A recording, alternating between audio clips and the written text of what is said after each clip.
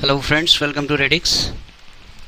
आज हम लोग एसटी नंबर 345 को डिस्कस करेंगे, इंग्लिश वाले सेक्शन को। चलिए शुरू करते हैं पेपर को। ये पहला क्वेश्चन है, इसमें आपको सिनोनिम चुनना है। Choose the word which best expresses the meaning of the given word and the first word is contemplation. Contemplation is pondering. ठीक है, आप पॉन्डर करते हैं किसी चीज़ के ऊपर बहुत देर से, या मेडिटेट करते हैं। मेडिटेशन, ठीक है, बहुत ध्यान से किसी चीज़ के बारे में सोचना, तो उस स्टेट को आप बोलते हैं pondering. I am pondering over something, I am meditating, I am contemplating. तो contemplation, ponderance, meditation. And given options में से आपका आंसर होगा रूमिनेशन। ठीक है, this is the answer because it means same, pondering और मेडिटेशन।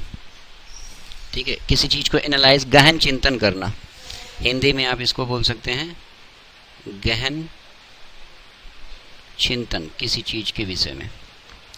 बाकी सारे वर्ड्स को देख लेते हैं।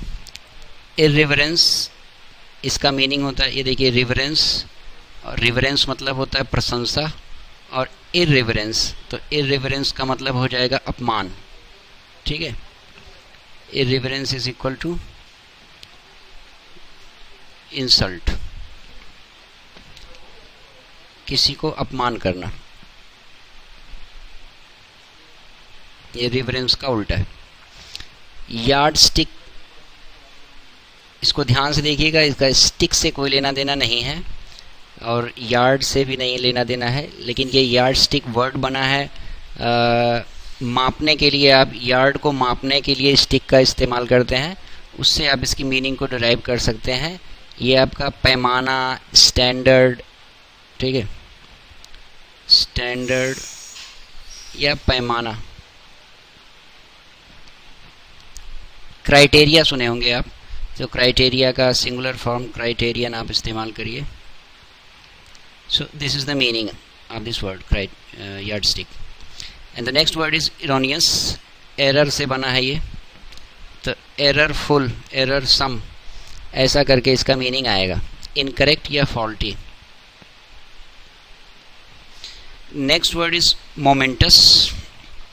मोमेंटस का मतलब होता है वेरी इंपॉर्टेंट या क्रिटिकल,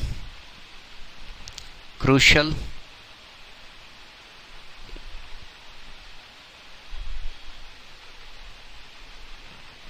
इम्पॉर्टेंट।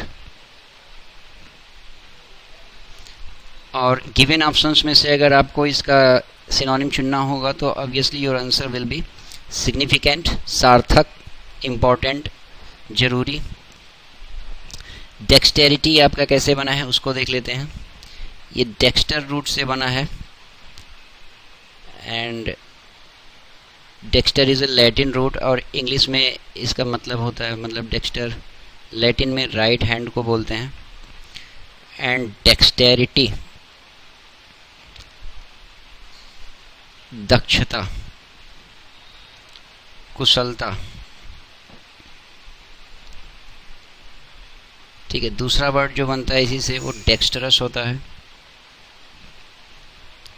ठीक है, कुशल, डेक्सटेरिटी कुशलता है, तो डेक्स्टरस आपका कुशल है। ठीक है, इसका अपोजिट क्या होता है? डेक्स्टर बोलते हैं राइट हैंड को, एंड सिनिस्टर बोलते हैं लेफ्ट हैंड को। तो डेक्स्टरस कुशल है, सिनिस्टर एज इट इज ये वर्ड ले लिया गया है।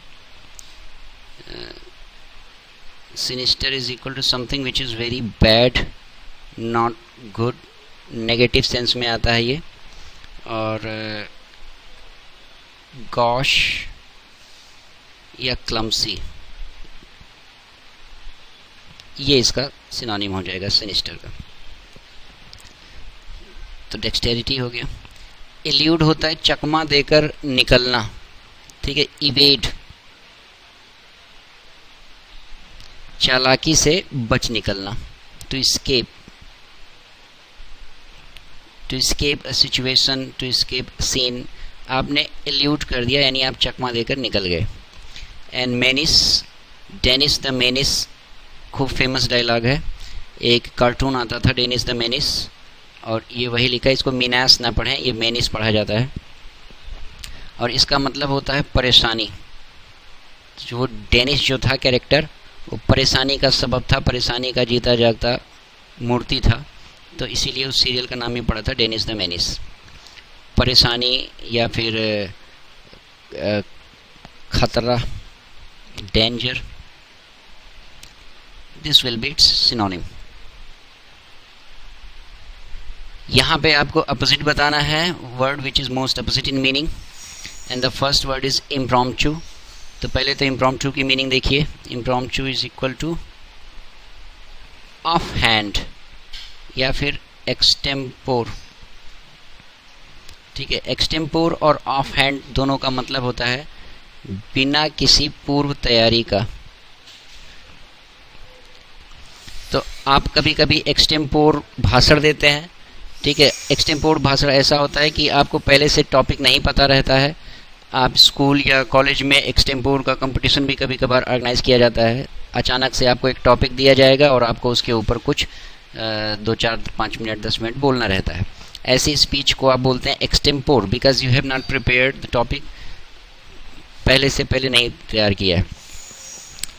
और इसका एंटोनिम बताना है तो ऑब्वियसली हो जाएगा प्रिपेयर्ड। जो पहले से कायदे से आप तैयार किए हैं उसको प्रिपेयर्ड बोलेंगे, और जो पहले से बिल्कुल तैयार नहीं किए हैं उस चीज़ को इम्प्रॉम्प्टू, ऑफ हैंड या एक्सटेम्पोर बोलते हैं। प्रॉम्प्ट इसी का सिनोनिम हो जाएगा, prompt is equal to extempore या फिर ऑफ हैंड। प्रॉम्प्टू में आप देख रहे हैं, ये आपको दिख रहा होगा, ठीक है, प्रॉम्प्टू। सो प्रॉम्प्ट भी सिनोनिम की कैटेगरी में आएगा। बाकी पंक्चुअल का मतलब होता है समयबद्ध, पंक्चुलियस, ठीक है, PUNCT इस, ये भी रूठी है लेकिन इसको भी डिस्कस नहीं करेंगे। एंड पंक्चुअल इज़ वेरी, जो टाइम का पक्का हो, बहुत ही टाइमली पर्सन। स्क्रूपुलस बोल सकते हैं इसको। स्क्रूपुलस आप बोलते हैं समय का पाबंद या फिर ऑनेस्ट पर्सन को बोलते हैं, जो अपने कार्य के प्रति बहुत ज़्यादा ईमानदार हो। And resend is equal to cancel, किसी चीज़ को कैंसिल कर देना। Repeal is another word. Incessantly, लगातार। कंटिन्यूअस, अब कंटिन्यूअसली हो जाएगा क्योंकि एडवर्ब है तो एडवर्ब का सिनोनिम एडवर्ब होगा। Incessantly, continuously. इनएडवर्टेंटली, इसका आंसर पहले जान लीजिए। एंटोनिम बताना है तो your answer will B intermittently, क्योंकि इंटरमिटेंटली का मतलब होता है स्पोरेडिक, यानी रुक रुक कर होने वाला।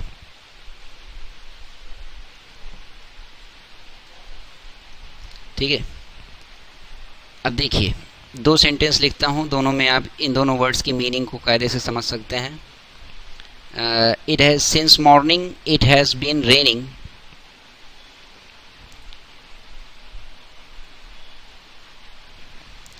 सुबह से लगातार बारिश हो रही है, ठीक है, बिना रुके। Since morning it has been raining incessantly. और सुबह से ही रुक रुक कर बारिश हो रही है, छिटपुट बारिश हो रही है, बारिश हो रही है फिर बंद हो जा रही है, फिर आधे घंटे बाद शुरू, फिर बंद, ऐसा करके। तब आपका सेंटेंस बनेगा इट हैज़ बीन रेनिंग। कैसा? अब ये इंसेसेंटली नहीं बरस रहा है बल्कि स्पोरेडिकली या फिर intermittently.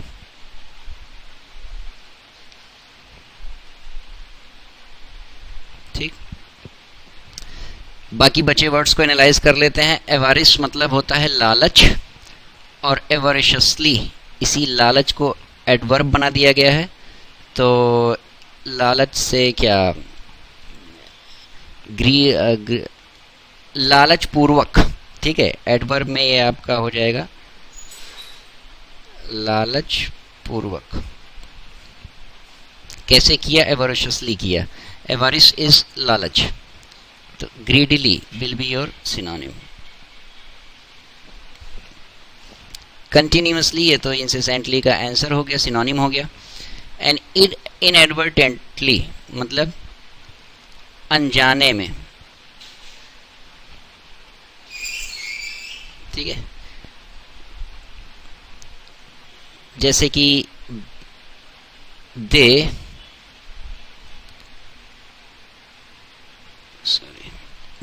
inadvertently entered enemy's camp. वो अनजाने में, जानबूझ के नहीं, वो अनजाने में गलती से, मिस्टेकनली, गलती से वो दुश्मन के कैंप में घुस गए. They inadvertently entered enemy's camp. Inadvertently का उल्टा क्या होता है? इनको हटा दीजिए, एडवर्टेंटली बन जाएगा. और एडवर्टेंटली मतलब होता है जानबूझकर, डेलिबरेटली. ठीक है, तो कोई काम जानबूझ के किया, उसको डेलिबरेटली किया या फिर एडवर्टेंटली किया. अनजाने में किया तो इनएडवर्टेंटली किया, जानबूझ के नहीं किया. इस सवाल में आपको मिसस्पेल्ड कौन सा, choose the wrongly spelled word. 3 word का स्पेलिंग सही है, एक का स्पेलिंग खराब है. तो कंसीडेड की स्पेलिंग सही है, और कंसीडेड का मतलब होता है घमंडी.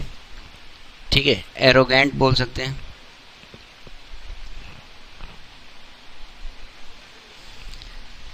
एंड दूसरा वर्ड प्रोफिलैक्टिक, यही आपका आंसर है. ठीक है, इसकी स्पेलिंग गलत है, so this will be your answer. क्यों स्पेलिंग गलत है? क्योंकि प्रोफिलैक्टिक की स्पेलिंग में PROPHY होता है.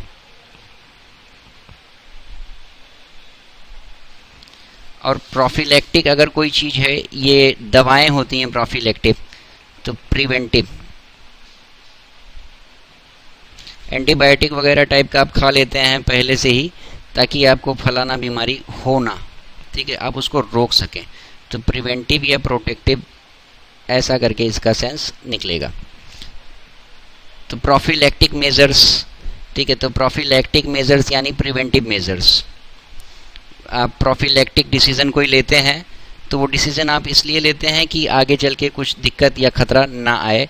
वो प्रिवेंटिव मेजर या प्रिवेंटिव डिसीजन रहता है, भविष्य के किसी नुकसान से बचने के लिए. तीसरा वर्ड है आपका डिक्रेपिट्यूड. एंड डिक्रेपिट्यूड का मतलब होता है डिलैपिडेशन. ठीक है, वो क्रेपिट्यूड हो चुका है उसका. ठीक है, डिक्रेपिट्यूडेड, डिलैपिडेटेड, इस वर्ड को मैं समझाता हूं अभी. इसका ये सिनोनिम बनेगा. एंड डिलैपिडेटेड बिल्डिंग,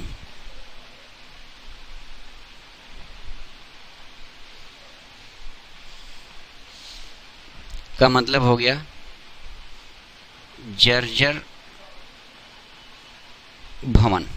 लेकिन यहाँ डिलैपिडेटेड एडजेक्टिव के तौर से इस्तेमाल हुआ, पार्टिसिपल. कैसी बिल्डिंग? Dilapidated building. तो ये पार्टिसिपल है, एडजेक्टिव का काम कर रहा है. और यही जर्जर पना या जर्जर होने की अवस्था, इसको नाउन बना के बोलेंगे तो ये डिक्रेपिट्यूड कहलाता है. स्पेलिंग सही है, कोई दिक्कत नहीं. And last option is super एन्यूटेड.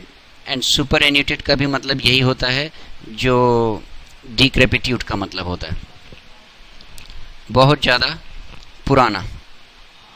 लेकिन ये थोड़ा सा जर्जर है, और इसका क्वालिटी ये है कि ये खराब हो चुका है.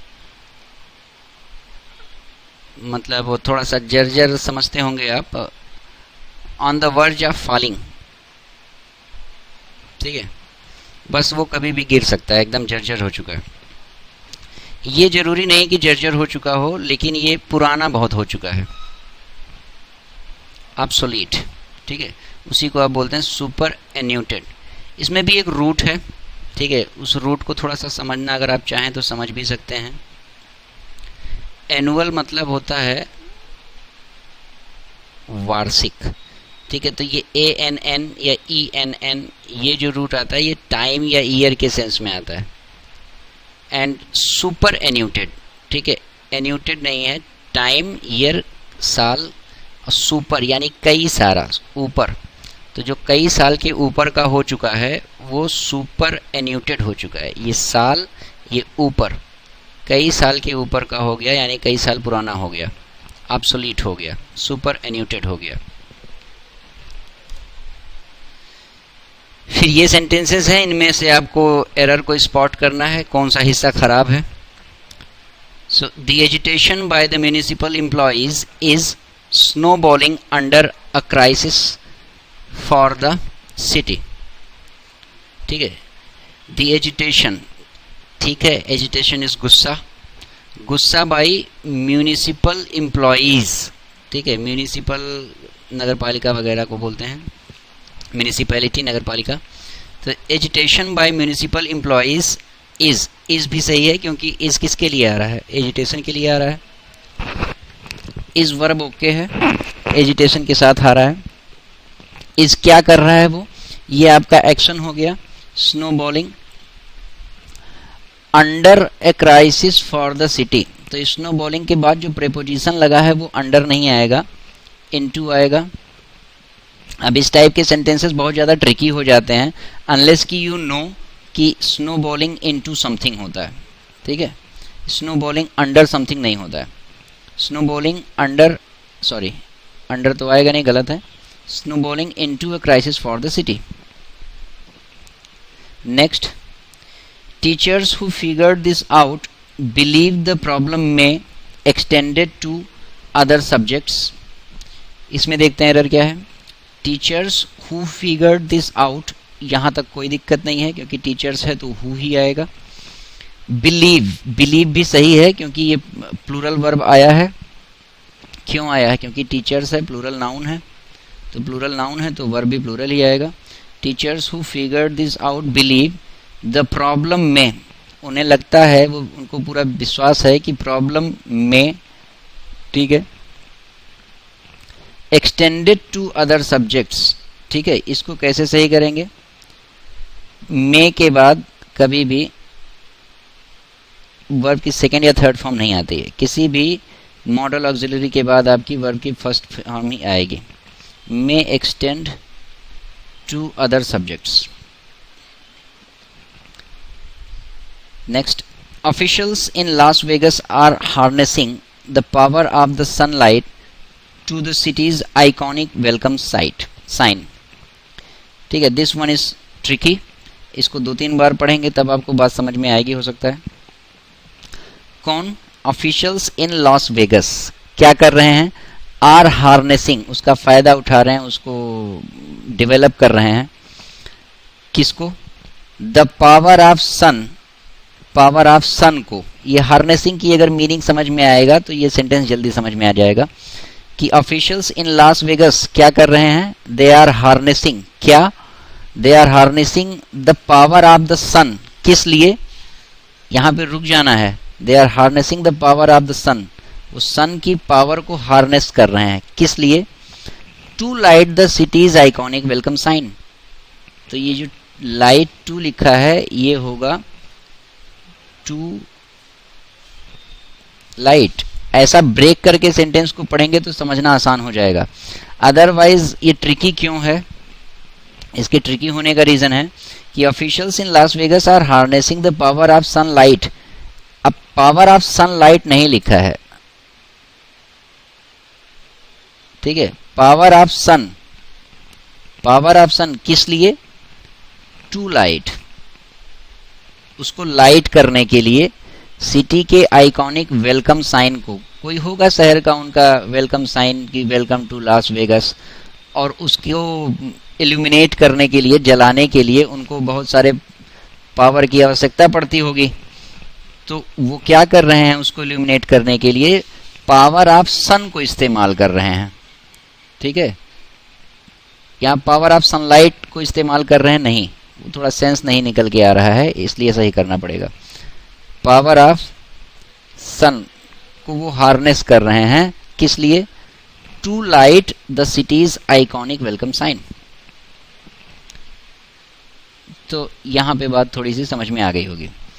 अदरवाइज इसको अगर आप जैसे लिखा है वैसे पढ़ेंगे तो कभी कोई सेंस निकल के नहीं मिलेगा। Officials in Las Vegas are harnessing the power of sunlight to city's iconic welcome sign. तो ये टू के बाद वर्ब मिसिंग हो जा रहा है, ठीक है, लेकिन जब टू के बाद लाइट को लिख देंगे तो वर्ब मिसिंग नहीं हो जाएगा, टू लाइट।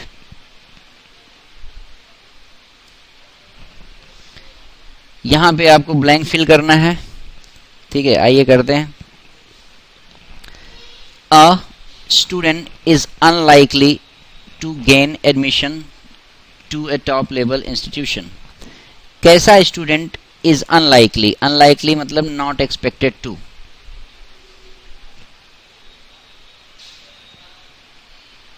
कैसा student is not expected to gain या get admission to a top level institution. Top level institution में एडमिशन पाने के लिए कैसा स्टूडेंट इज अनलाइकली। अब ये चारों वर्ड की मीनिंग अगर जानते होंगे तब आप फिल कर पाएंगे, ठीक है। तो योर आंसर इज मीडियोकर, क्योंकि मीडियोकर मीन्स होता है ऑर्डिनरी,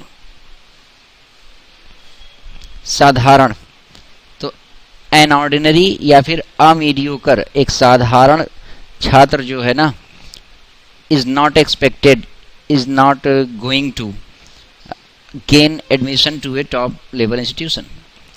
बाकी सारे जो ऑप्शंस हैं उसकी भी मीनिंग को आप एनालाइज कर लेते हैं, उससे आइडिया हो जाएगा कि ये सारे आंसर क्यों नहीं होते। द वर्ड इज प्यूटेटिव, और प्यूटेटिव का मतलब होता है ख्याली।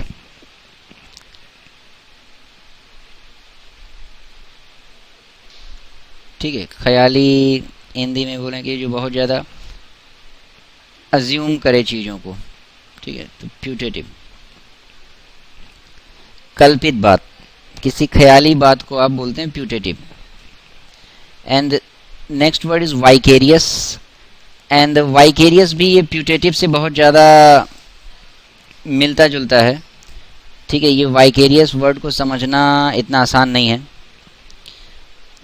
वाइकेरियस फीलिंग कैसी होती है ज़रा देखिए।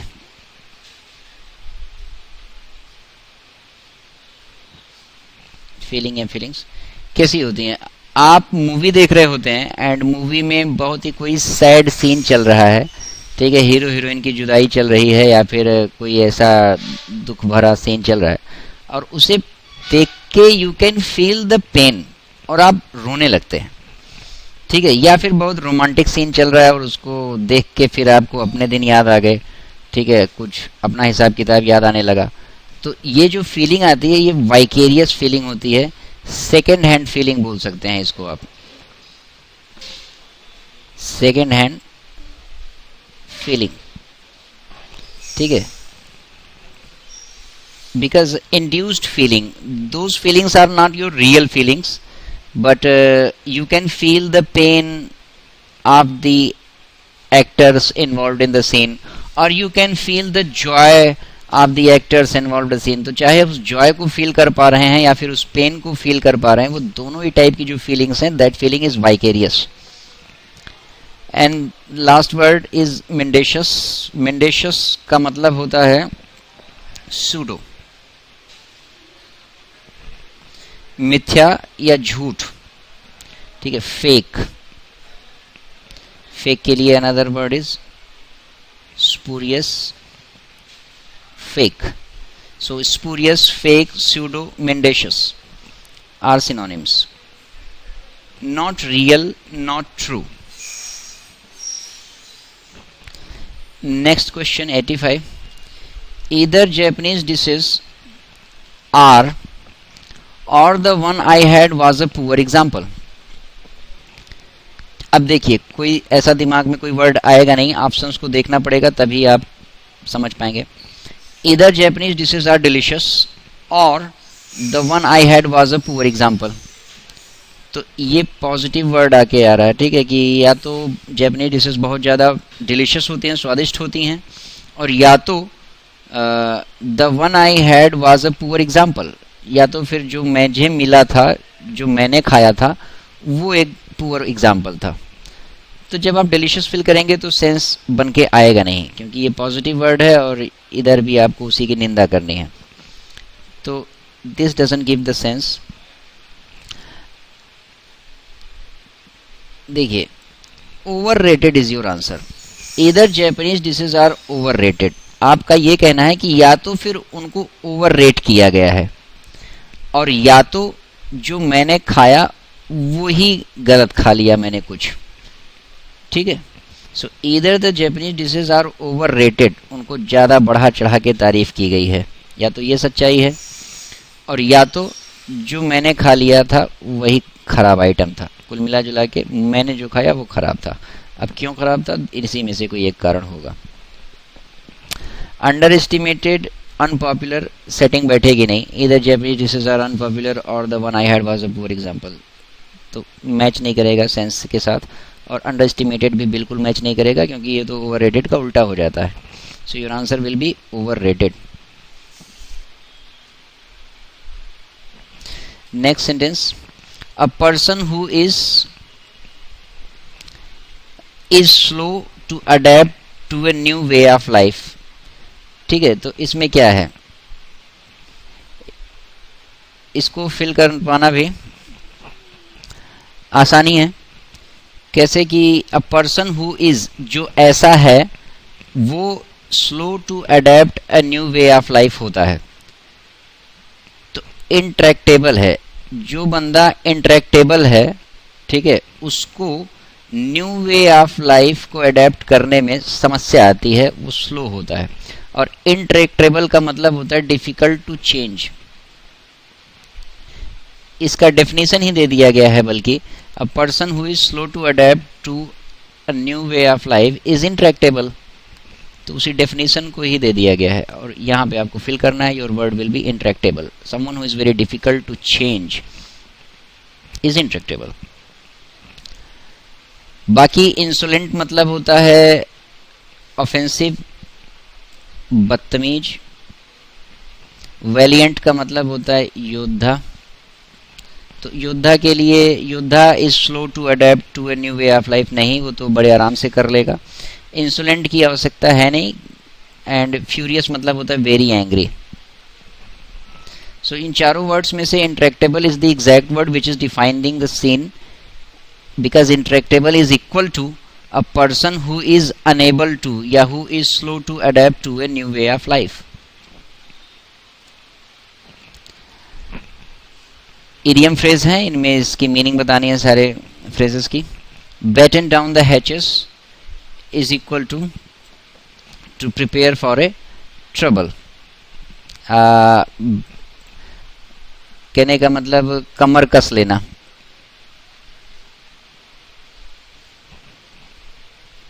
तो आप जब कमर कस लेते हैं तो आप किसी समस्या को से जूझने के लिए, सामना करने के लिए बिल्कुल तैयार हो जाते हैं। यू प्रिपेयर फॉर ट्रबल, जो समस्या आने वाली है उसके लिए आप बिल्कुल ही तैयार हो जाते हैं। बाकी सारे वर्ड्स इसके आंसर है नहीं। To make a peace, sad and depress, to solve a problem, no, this is your answer. And कोई भी फ्रेज होता है तो उसमें बहुत ज़्यादा दिमाग लगा नहीं सकते हैं।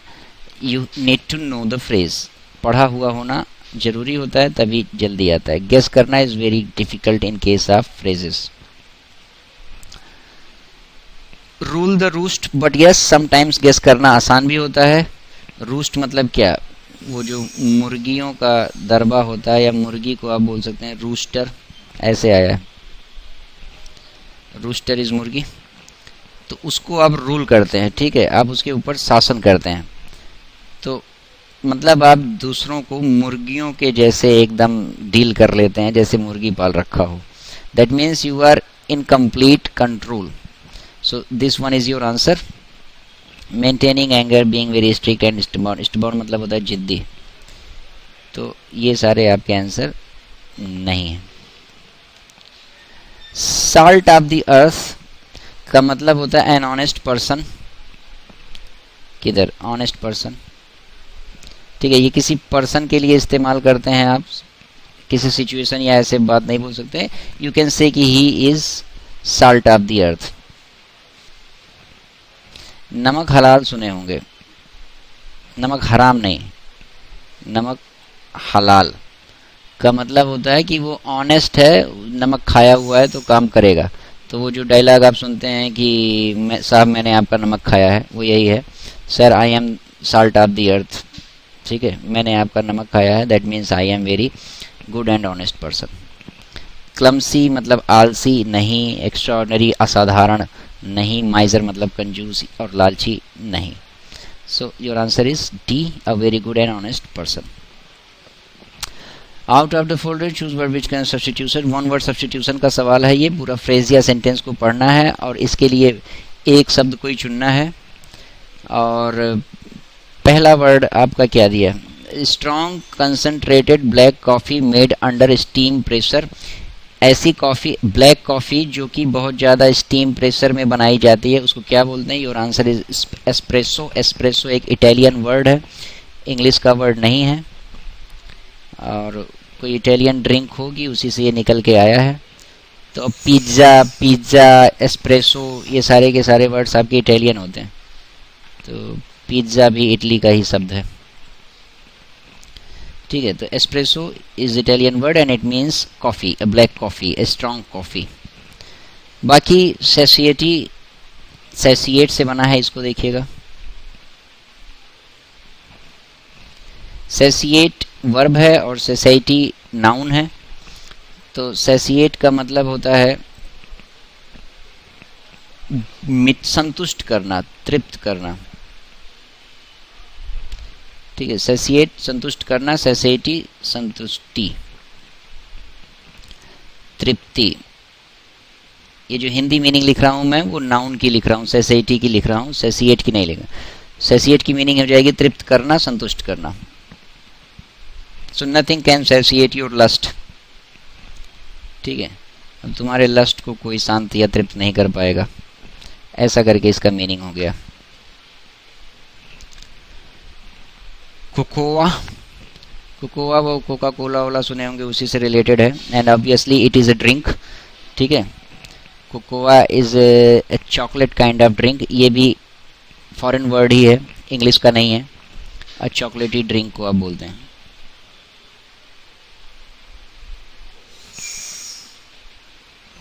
एंड कैरामेल, इसका भी वही स्थिति है।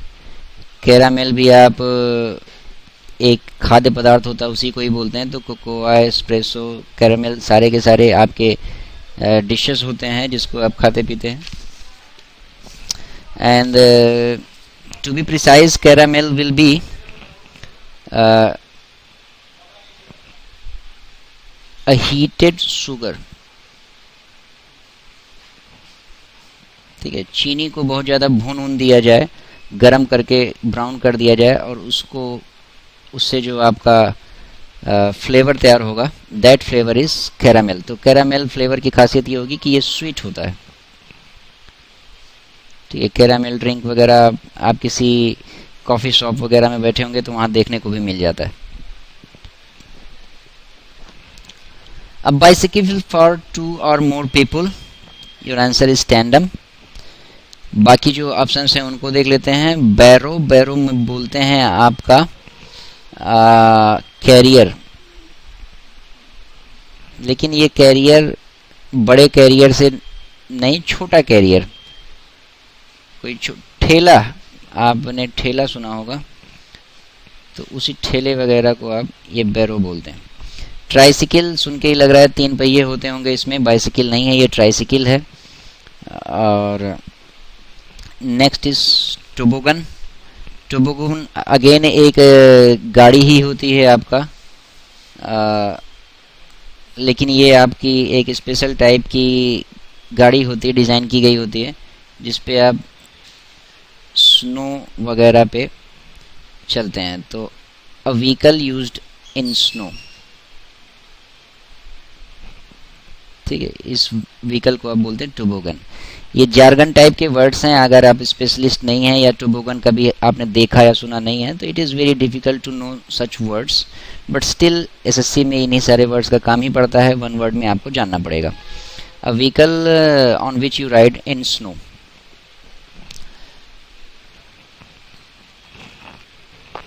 सो tandem, tandem is your answer. A bicycle for 2 और मोर पीपल, 2 या ज़्यादा लोगों के लिए बनी हुई गाड़ी, उसको आप बोलते हैं tandem. And the next word is a four-wheeled carriage for a baby pushed by a person on foot, जिसमें बच्चों को बिठा के और उसको पीछे से ढकेलते हैं। आपने देखा होगा मूवी वगैरह में या फिर रियल लाइफ में भी ऐसा दिख सकता है कि वो बच्चों को बैठाने के लिए ढकेलते हैं। उसको क्या कहते हैं, यही ये पूछ रहा है। तो उसको कहते हैं प्रैम, ठीक है। और प्रैम में बच्चों को बिठा के और पीछे से धक्का दिया जाता है, स्मॉल बेबीज के लिए होता है। अदर वर्ड्स को देख लेते हैं क्या क्या बोलते हैं। स्पैम, आपके स्पैम मैसेजेस पड़े रहते होंगे ईमेल पे, कई सारे स्पैम्स पड़े रहते हैं। तो वो कैसे टाइप के मैसेजेस होते हैं? Unwanted messages. आप उसको फालतू में आए हुए रहते हैं और आप उसको स्पैम की कैटेगरी में डाल देते हैं। तो अनवांटेड इलेक्ट्रॉनिक मैसेजेस को आप बोलते हैं स्पैम। कार्ट भी आपकी एक छोटी सी गाड़ी होती है, लेकिन कार्ट वो बच्चों को ढकेलने वाली गाड़ी नहीं होती है, ये ठेला गाड़ी को आप बोलते हैं, ठीक है। जिसपे आप इसको ठेला सुने होंगे हिंदी में आसान है समझना। या फिर small vehicle pushed by man, pulled by man, या फिर कभी कभार कोई जानवर भी उसमें बांध सकते हैं। So small vehicle pulled by man, इसको आप बोलते हैं कार्ट। एंड समटाइम्स हॉर्सेस भी, उसको भी आप कार्ट ही बोलेंगे, मैन और हॉर्स। एंड बग्गी, बग्गी भी हिंदी पिक्चरों में खूब आपने देखा होगा। बग्गी, वही बग्गी है ये, घोड़े से चलने वाला। तो again cart and buggy are kind of same, ठीक है। थोड़ा सा डिफरेंस होता है, बग्गी पुल्ड बाय मैन नहीं हो सकता। तो a vehicle pulled bye horse, इसको घोड़ा ही खींचेगा।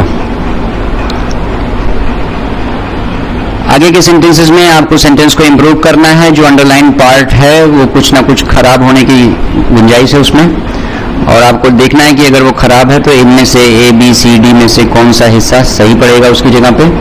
सो द प्रोडक्ट ड्रिवन ऑर्गेनाइजेशन, और ये प्रोडक्ट ड्रिवन ऑर्गेनाइजेशन क्या करता है? Keeps the most important element in every product they do. तो keeps the most important element in every product, यहाँ तक तो बात सही है, बट दे डू, ये थोड़ा सा नॉनसेंस टाइप का हो जा रहा है। It is not making any sense. So you have to consider other options. इन ऑप्शंस में से जो बैठेगा वो बराबर वही आपका आंसर होगा। So the product driven organization does everything to have the products most important element. Again इसमें भी थोड़ा सा दिक्कत आ रहा है आपका। The product driven organization does everything, यहाँ तक तो ठीक है, to have the products most important element नहीं, कोई ये इधर का थोड़ा to have the products most important element, ये सेंस को बराबर नहीं कर पा रहा है। यहाँ तक का हिस्सा तो the product driven organization does everything to have something else होता तो वो कुछ सेंस बनता, लेकिन have the products most important element is not making any sense. Has the product as the most important elements in everything it do, तो it do तो सही नहीं है, एवरीथिंग इट डज होना चाहिए। तो ये ग्रामेटिकली ही करेक्ट नहीं है, तो इसको बहुत ज़्यादा आप कंसीडर करेंगे नहीं। And next C, the product driven organization has the product as the most important element in everything it does, तो इट डज आ गया। And has the product as the most important element, तो you can see कि इन दोनों के बीच में difference क्या है। डिफरेंस ये थोड़ा सा ग्रामेटिकल स्ट्रक्चर वाला बात है। इंपॉर्टेंट एलिमेंट्स नहीं, इंपॉर्टेंट एलिमेंट होना चाहिए था, और इट डू नहीं, इट डज होना चाहिए था, और वो कहाँ है? इधर है। So has the product as the most important element in everything it does, so that is why it will be your answer.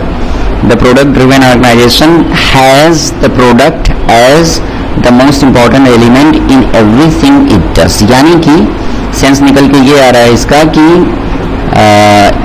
ऐसे ऑर्गेनाइजेशंस जो प्रोडक्ट ड्रिवन होते हैं वो सबसे इम्पॉर्टेंट एलिमेंट, जो कुछ भी वो काम करते हैं उसका सबसे इम्पॉर्टेंट एलिमेंट उनके लिए प्रोडक्ट ही होता है, उत्पाद ही उनका सबसे इम्पॉर्टेंट एलिमेंट होता है। क्यों? Because they are already product driven. So C is correct in every way, grammatically and contextual. चाहे कॉन्टेक्स्ट वाइज आप इसको प्लेस करेंगे या फिर ग्रामेटिकल स्ट्रक्चर भी चेक कर लिया हमने, तो C is your answer. 94 He had always have a full measure of a trait that is a mark of successful leader, determination. तो नहीं, ये ग्रामेटिकली खराब है. क्यों खराब है? क्योंकि यहाँ पे आपका हैड आया है, तो ये हैड के आपको पता है कि हैज, हैव और हैड ये तीनों हेल्पिंग वर्ब का काम करते हैं, और इन तीनों हेल्पिंग वर्ब के बाद हैज, हैव, हैड तीनों के बाद आपका हमेशा V3 आता है. तो हैव जो होता है ये V3 है नहीं, ये वर्ब की फर्स्ट फॉर्म है, और V3 है आपका हैड, ये वर्ब की थर्ड फॉर्म है. सो ये तो तय है कि जो बाद वाला आएगा वो हैड आएगा, वो हैव आ ही नहीं सकता. हैड के बाद हैव इज नॉट पॉसिबल. तो which one is correct? So he mark of successful leader determination. तो अब अगर आप ये करेंगे he mark of successful leader determination, तो कोई सेंस ही नहीं निकलेगा. He did always do to do a full measure of a trade, तो अभी कोई फिर नॉनसेंस हो गया. ही हैड ऑलवेज हैव, अभी इसमें क्या, ये तो कुछ बदला ही नहीं. यहाँ हैड है और यहाँ हैव है, तो इसकी वजह से इट इज़ नॉट पॉसिबल. अगर हैड आ गया, हैज़ आ गया या हैव आ गया, तो आपका हैड ही आना है. इसको फिर से देखिए कि हैज़, हैड पॉसिबल है, हैव, हैड होता है, और हैड, हैड होता है. इन तीनों ही केसेस में इधर हैज़ नहीं होता कभी. ठीक है, ये पहला helping verb, second main verb. So main verb will always be third form with these helping verbs. So again you cannot consider this B. Oh sorry, ये तो ऑप्शन था ही नहीं. चलिए कोई बात नहीं. एंड D नो एरर तो possible नहीं है, क्योंकि आपने पहले ही देख लिया कि एरर तो है. तो हैज ऑलवेज हैड, ठीक है, ये आपका आ गया हेल्पिंग वर्ब, और ये आ गया आपका main verb. He has always had a full measure of a trait, that is mark of successful leader, determination. So your answer is C. इसको भी improve करना है. Most of the people were dumbfounded and obviously uncomfortable with the, ये error है आपका, uncomfortable by the performance that was expected of them. preposition की error है, by नहीं आता, uncomfortable के बाद with आता है. तो कौन सा आंसर होगा? दो में ये तो B तो खत्म हो गया, बचा नो करेक्शन, भी आंसर है नहीं. तो बचा ए और सी, दोनों को पढ़ लेते हैं. With the performance that was expected of them, with the performance that were expected. तो परफॉर्मेंस वाज होगा, परफॉर्मेंस वर होगा नहीं, इसलिए your answer is A. So most of the people were dumbfounded and obviously uncomfortable with the performance that was expected of them is your answer. यहाँ were की वजह से खराब हो गया. फिर अगेन ये आपका पैसेज है, और पैसेज बहुत आसान है इस बार भी. पिछले 2-3 बार से आपकी जो एसटी हो रही है उसमें पैसेज बहुत आसान आ रहा है, 5 में 5 नंबर मिलने वाला. और why did Akbar decide to perform the marriage, Akbar ने ये शादी वादी करने का हिसाब किताब क्यों बनाया? तो आपके ऑप्शंस हैं, he wanted to know the marriages are पर, how the marriages are perform. तो सिली रीजन है, कोई स्ट्रॉन्ग आर्ग्यूमेंट नहीं है. This argument is not strong. तो बिना पैसेज पढ़े भी आप इसको खारिज कर सकते हैं. He wanted to increase the water in his well, थोड़ा सा पैसेज पढ़ना पड़ेगा तभी आप इसको खत्म कर सकते हैं. एंड सी क्या है, he wanted to test the intelligence of the village headman, और डी ऑप्शन ही नहीं दिया है. ये हिसाब किताब देखो. तो अब क्या करेंगे? बट ए बी सी तीनों में से कोई आंसर लग नहीं रहा है और है भी नहीं. Your answer will be C. ये थोड़ा मिसप्रिंट का लफड़ा लग रहा है, बी होना चाहिए था यहाँ पे. And let me write the answer for you because it is not given here, so I can write it. If you read the passage, इसके लिए थोड़ा पैसेज पढ़ने की जरूरत है. Akbar and Birbal quarrelled with Birbal over some times, over something important, and had asked him not to come to the place again. Akbar started missing Birbal and wanted him back, but he couldn't find out where he was. Akbar hit upon a plan. He sent a message to all the villages that the wills had been selected to wed a royal will. ये थोड़ा सा misprint यहाँ भी है यार, ये ज़्यादा दिक्कत आ गई. ये विल नहीं होना चाहिए था, ये वेल होना चाहिए था, कुआं. ये कुआं की बात कर रहा है, ठीक है. तो पानी जिसमें निकाल के पीते हैं, वेल्स. So wills नहीं, wells had been selected to wed the royal well. इन्हीं 2 वर्ड्स की वजह से पूरा पैसेज का खेल खराब हो जाएगा। ठीक है, ये जो मिसप्रिंट आया है ये ब्लंडर है, क्योंकि अगर आप विल पढ़ेंगे तो पूरा पैसेज खराब हो जाएगा और कुछ मतलब निकल के आएगा नहीं। Had been selected to wed the royal well, and so they had to bring the bride to the capital immediately. The headmen of the various villages were alarmed at the impossible task and came rushing to the capital to apologize for their inability to move their wells. See, यहाँ पे wells आ गया। One man, Khaji, however, came to discuss the details of the wedding. Khaji wanted to know whether the marriage ceremony would be conducted in the traditional manner. Akbar assured him that all these formalities would be observed. Khaji was happy to assure that Akbar he would bring the bride to the gates of the city.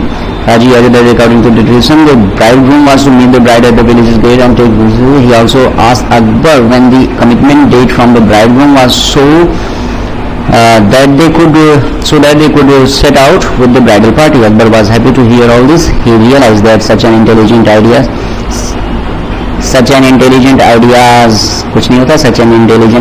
होना चाहिए था। Such an intelligent idea could be sought only by the fertile brain of Birbal, and told Khaji that he had not wanted the well but the man who gave him the idea. तो here you got your answer कि क्यों वो पूरा marriage का plan set किया था। Passage में ये लिखा हुआ है कि अकबर ने कुओं की शादी कराने का फैसला किया। अकबर डिसाइडेड कि उसके राजघराने में एक शाही कुआं है और वो शाही कुएं की शादी करवाना चाहता है। और ऐसा ऐलान उसने क्यों किया? क्योंकि बीरबल उसको छोड़ के भाग गया था और उसको बीरबल मिल नहीं रहा था, तो उसने फालतू में ऐलान कर दिया कि मैं अपने कुएं की शादी करवाना चाहता हूँ, शहर का सबसे सुंदर जो कुआं हो वो ले आओ मेरे राज्य में शादी करवाने के लिए। तो वो बस इतना इसलिए कह रहा था कि जो वो आइडिया लेके आएगा कुएं वाला 100% वो बीरबल के साथ होगा, मतलब बीरबल वही है। So that is your answer which is not given because he wanted to. Why did Akbar decide to perform the marriage? Because he wanted to find out Birbal.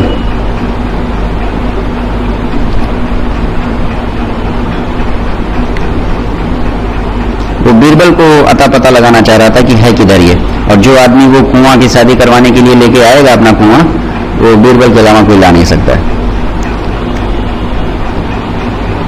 And then 97, why did Akbar say that he did not want the well which Qazi was offering? काजी कोई citizen रहा होगा उसके राज्य का और उसने अपना कुआं प्रस्ताव किया कि चलो ठीक है तुम्हारा कुआं तैयार है तो मेरी कुएं भी तैयार है, शादी करवा देते हैं। एंड देन अकबर सेड कि नहीं नहीं नहीं रहने दो, मुझे तुम्हारा कुआं नहीं चाहिए। एंड उसने ऐसा क्यों कहा? Because Akbar did not like the demands which Qazi was making known. Akbar's intention behind this plan was fulfilled. Yes, there was no much water in well. ऐसा कुछ नहीं है। So your answer is B, because Akbar का intention क्या था कि बस कोई आदमी आ जाए सामने और वो तैयार हो कि हाँ मैं शादी करवाना चाहता हूँ अपने कुएं का तुम्हारे कुएं से, तो उसका इंटेंशन फुलफिल्ड हो गया कि बस करो बीरबल इसी के पास है। So B is your answer. Which of the following is not true in the context of the passage? जो सही नहीं है वो चुनना है। According to the Akbar, Birbal was the most intelligent man in his kingdom. Khaji thought of the idea that the marriage of wells should be conducted in a traditional manner. Akbar enjoyed Birbal's company. The king's well was to be bridegroom. तो ये सही बात है कि king का जो कुआं था उसी को ब्राइडग्रूम यानी दूल्हा बनना था। तो ये तो पैसेज के कॉन्टेक्स्ट में सही है और ये कायदे से साफ साफ नहीं लिखा हुआ है, बट स्टिल आप इसको इन्फर कर सकते हैं पैसेज से कि हाँ अकबर को मानना यही था कि Birbal was the most intelligent man in his kingdom, इसीलिए उसने ऐसा एब्सर्ड आइडिया ही निकाला कि मैं अपने कुएं की शादी करवाऊंगा। तो you can infer this from the passage. It has not been stated, लिखा तो नहीं है, but you can infer this, ऐसा हम सेंस निकाल सकते हैं। And Akbar enjoyed Birbal's company. Yes, obviously he enjoyed Birbal's company, that is why he was missing him. So you can infer this as well, but B is not true in the context of the passage, so it is your answer. Your answer is B. Why? Because Qazi thought of the idea that the marriage of wells should be conducted in a traditional manner. No, Birbal thought of the idea. काजी तो बीरबल भेजा था उसको कि जाओ तुम हाँ बोल दो। So this is not true in the context of the passage. Birbal thought of the idea. 99, why did Qazi come to meet Akbar? क्यों मिलने आया अकबर से वो भाई? जाहिर सी बात है वो शादी करवाने के लिए तैयार था इसलिए मिलने आया। He wanted to know whether the marriage would be performed in a traditional manner. He wanted to know whether the bridegroom could come to the village gate to receive the bride. He wanted to know why Akbar had thought of the marriage between wells. He wanted to know when the marriage ceremony was to be held. देखिए चारों बातें इसमें passage में लिखी हुई हैं. सी वाला नहीं लिखा हुआ, तो C certainly is not your answer. लेकिन डी, बी और ए तीनों इसमें लिखा हुआ है, but still you have to choose the purpose. ठीक है, तो पर्पज ये सब जानना नहीं था. उसका पर्पज सिर्फ एक बात को जानना था. पहला कि उसने पूछा भी था, क्योंकि यहाँ पे लिखा भी हुआ है कि qazi was happy and assured Akbar. Qazi wanted to know whether the marriage ceremony would be conducted in the traditional manner. ये लिखा हुआ है साफ साफ. That is why it is your answer. He wanted to know whether the marriage would be performed in a traditional manner or not. So yes, it will be performed in a traditional manner, Akbar replied. So A is your answer. Final question. Which of the following is true in the context of the passage? कौन सा सही है, कौन सा खराब? Akbar never quarreled with others on small matters. सही वाला चुनना है. तो नहीं, ये सही नहीं है, क्योंकि वो तो झगड़ा कर लेता था स्मॉल मैटर्स पे. बीरबल के साथ ही किया था, तभी तो बीरबल भाग गया. सो ट्रू चुनना है. And it is true, no untrue. ठीक है, बिकॉज he quarreled.